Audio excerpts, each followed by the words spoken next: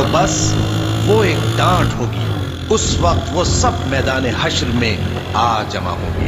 بھلا تم کو موسیٰ کی حکایت پہنچی ہے جب ان کے پروردگار نے ان کو پاک میدان یعنی طویٰ میں پکارا اور حکم دیا کہ فرعون کے پاس جاؤ کہ وہ سرکش ہو رہا ہے، پھر اس سے کہو کہ کیا تو چاہتا ہے کہ پاک ہو جائے اور میں تجھے تیرے پروردگار کا رستہ بتاؤں تاکہ تجھ کو خوف پیدا ہو؟